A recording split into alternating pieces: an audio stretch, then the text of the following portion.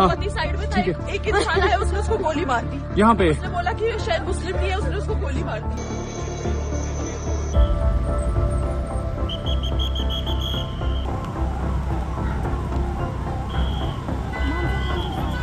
Pakistan stands on the brink of collapse.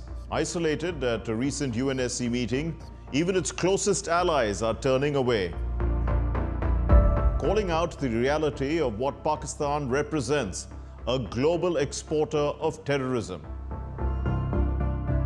Hello and welcome. I'm Mark Lynn, and today we connect the dots on Pakistan's growing diplomatic isolation.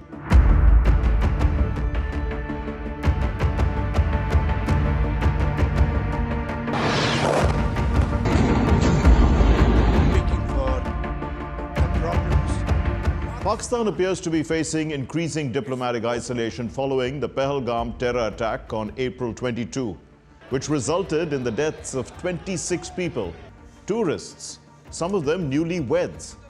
India's Operation Sindoor that hit 9 terror camps in Pakistan and Pakistan-occupied Jammu and Kashmir is a retaliation to this devious terror attack carried out by Lashkar-e-Taiba proxy, the Resistance Front, TRF. हमारे साथ जो भी gents है, I think 6 to 7 थे ही, सबको उसने गोली मारी और उसने इतनी नजदीक से गोली मारी ना, मतलब 2 से 3 मिनट में सब खत्म। हम हमारे सामने ही, जैसे कि मेरे हस्बैंड का सर मेरे गोद में था, मेरे पीछे मेरी बेटी, उसके पीछे मेरा बेटा, ऐसे हम बैठे थे। मैं भी कुछ नहीं कर सकी, कुछ नहीं। We strongly condemn this terrible act that has been done day before yesterday, and we just want to say that terrorism doesn't have a particular religion, and we as common Kashmiris stand for peace and will always stand for peace. Pakistan has lost traditionally supportive allies, including Saudi Arabia and the UAE. They have condemned the attack in the strongest terms, marking a shift in their stance. Even China, Pakistan's long-standing ally, has responded cautiously. At the United Nations Security Council, Pakistan faced tough scrutiny, with several member states questioning the involvement of Lashkar-e-Taiba in the attack. China did not join Pakistan in issuing a post-session press statement, leaving Islamabad largely isolated. The Gulf nations, which historically maintained close ties with Pakistan, have distanced themselves diplomatically. India has taken strong measures to pressure Pakistan, including suspending the Indus Water Treaty, closing the Wagah-Atari border, and downgrading diplomatic relations. These actions have further contributed to Pakistan's diplomatic challenges. Modi had made a statement saying that blood and water cannot flow together. So essentially, he had raised this idea that we could punish Pakistan for its acts of terrorism by disrupting its water supplies. In 2023, India had sent a formal notice to Pakistan calling for the treaty to be reviewed and modified. And Pakistan has also raised various complaints and allegations accusing of India of trying to shift the water flows upstream through hydroelectric power projects along the Jhelum and Chenab rivers. So this is not something which has come out of nowhere. There have been pre-existing tensions that have been leading up to this point.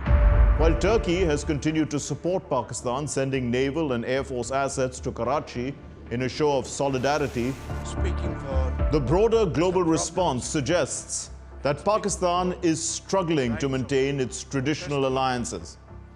The UN Secretary General Antonio Guterres has urged restraint and called for those responsible for the attack to be brought to justice.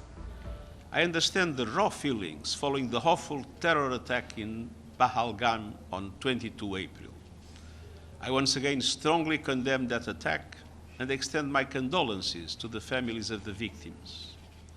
Targeting civilians is unacceptable, and those responsible must be brought to justice through credible lawful means. It is also essential, especially at this critical hour, to avoid a military confrontation that could easily spin out of control. Now is the time for maximum restraint and stepping back from the brink. India's diplomatic and economic measures have put Pakistan under further strain. China's cautious approach suggests a shift in regional dynamics. If Beijing distances itself from Pakistan, Islamabad may struggle to maintain its strategic balance in South Asia. Saudi Arabia and the UAE taking a neutral or critical stance on Pakistan's involvement could affect Islamabad's economic ties, including remittances and trade. Qatar has emphasized dialogue and regional stability, avoiding direct criticism of India. Qatar's foreign policy has been shaped by its economic priorities, particularly after recovering from the 2017 to 2021 Gulf blockade. Turkey's military support could signal an attempt to strengthen Pakistan's position, but it might not be enough to counter global scrutiny. Iran has proposed mediation rather than outrightly backing Pakistan. Counter-terrorism pressure could mount, affecting Pakistan's internal security and global reputation. Calls for justice and accountability against terror-linked groups is putting increased pressure on Pakistan's diplomatic affairs. The Gulf nations appear to be prioritizing economic and geopolitical interests over traditional alliances, signaling a shift in regional dynamics. And India is one of shared history and mutual growth. For 5,000 years, the Indus Valley civilization traded with the Magan, which is today actually the UAE and Oman. It also traded with Dilmun, which is Bahrain, Mesopotamia, today's Iraq, and our peoples have engaged in trade across the seas, as well as a vibrant cultural exchange that has enriched our civilizations. From ancient spice routes to today's smart ports, our connections have continued to evolve and grow stronger. Today, India remains one of Dubai's most strategic and valued partners. That's so terrible. The US and European nations have urged both India and Pakistan to de-escalate, fearing instability in South Asia could divert attention from other global crises. Russia has strongly condemned the Pahalgam terror attack and expressed full support for India. Pakistan's economy is in no shape to sustain a war, according to multiple analysts. The country is already struggling with high debt, low foreign reserves, and dependence on external aid. Moody's warns that a prolonged conflict would be far more punishing for Pakistan and could cripple its economy for decades. Pakistan's foreign exchange reserves stand at just $16 billion. It's stabilized by IMF assistance. That's very fragile. The country is critically dependent on external funding, including loans from China, Saudi Arabia, and the UAE. If war escalates, Pakistan may struggle to secure further financial aid, worsening its economic crisis. Reports suggest Pakistan's army can sustain operations for only 4 to 5 days without external assistance. India's economy has record-high foreign reserves and strong investor confidence. Countries across the world are keen to strike trade deals with the world's fastest-growing large economy. The UK-India free trade deal is a clear example.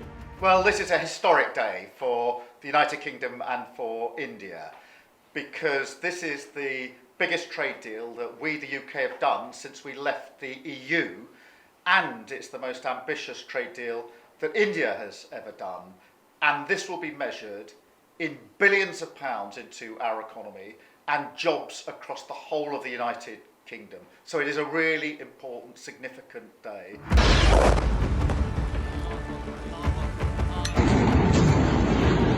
While India-Pakistan tensions do not directly affect the Russia-Ukraine war, they could shift diplomatic priorities.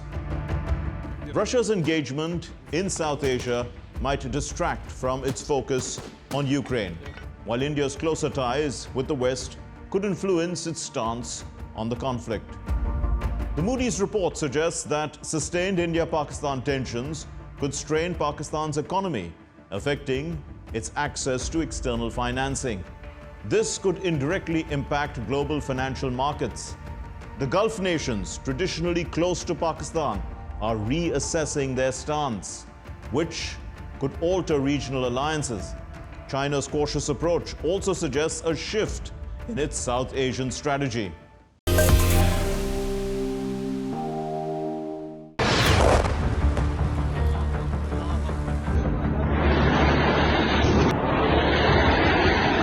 visuals you see are from Pakistan and Pakistan-occupied Jammu and Kashmir. These are sites India struck during Operation Sindoor. In the early hours of May 7, the Indian Army and the Air Force launched precise airstrikes on 9 terror camps across the border. Over the last 3 decades, Pakistan has systematically built terror infrastructure. It is a complex web of recruitment and indoctrination centers, training areas for initial and refresher courses, and launch pads for handlers. These camps are located both in Pakistan as well as Pakistan-occupied Jammu and Kashmir areas. The selection of these targets for Operation Sindoor was based on credible intelligence inputs and role of these facilities in perpetrating the terror activities. The locations were so selected to avoid damage to civilian infrastructures and loss of any civilian lives. This action came as a direct response to the deadly terrorist attack on April 22 in Jammu and Kashmir. On April 22, terrorists opened fire on tourists in Jammu and Kashmir's Pahalgam. 26 people were killed and several others injured in the attack.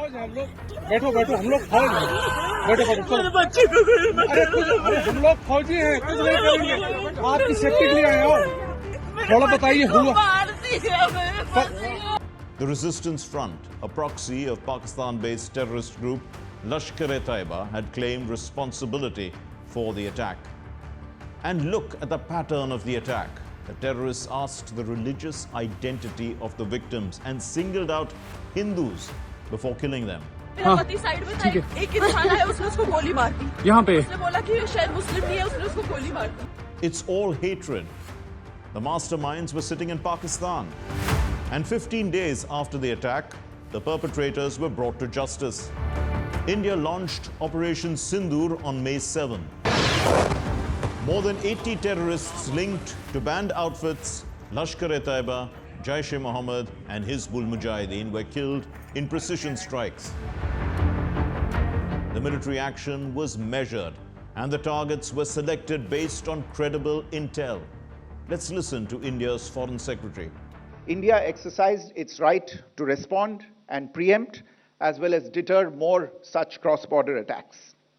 These actions were measured, non-escalatory, proportionate, and responsible.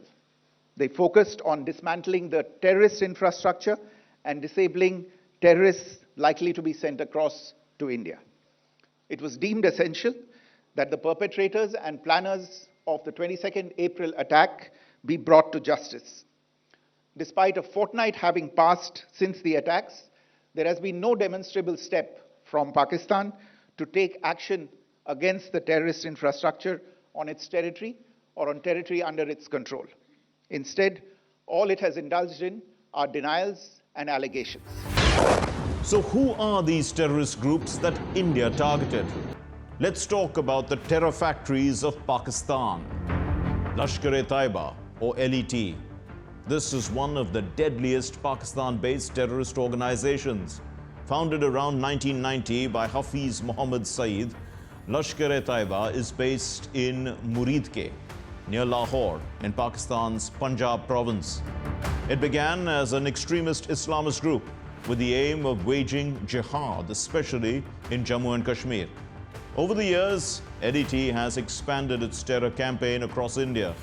The group was responsible for some of the most horrifying terrorist attacks in Indian history.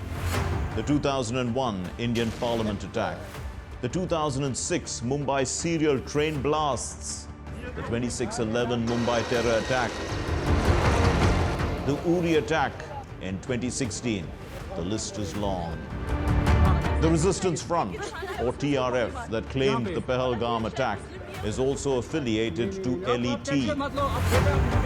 In the 2008 Mumbai terror attack, the attackers had trained in Markaz-Taiba, Lashkar's main base in Muridke. This is the same location struck by Indian forces during Operation Sindoor. The United Nations Security Council has listed Lashkar-e-Taiba as a terrorist organization. But what does Pakistan do? Nothing. Because Lashkar-e-Taiba is part of Pakistan's terror playbook. It is backed by its army and guided by the ISI.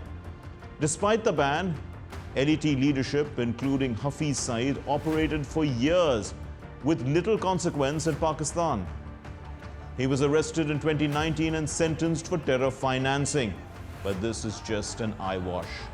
His network continues to thrive under different names, often disguised as charities like Jamaat-ud-Dawa. Now let's talk about Jaish-e-Mohammed, or JEM. This terrorist group was founded in the year 2000 by Masood Azhar. He was released from an Indian prison in exchange for the hijacked passengers of the plane IC-814 in 1999. Soon after his release, Azhar launched JEM with backing from Taliban and Al-Qaeda linked networks. The group is based in Bahawalpur, also in Pakistan's Punjab province. JEM was quickly banned in 2002 after its name came up in the 2001 Indian Parliament attack along with Lashkar-e-Taiba. But like Lashkar, the group continues to operate under new names and disguises.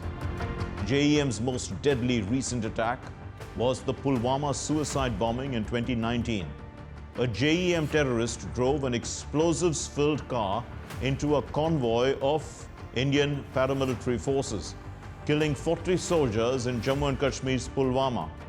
According to Indian intelligence, Markaz Subhan Allah in Bahawalpur serves as JEM's headquarters. That's the exact site Indian forces hit in Operation Sindoor.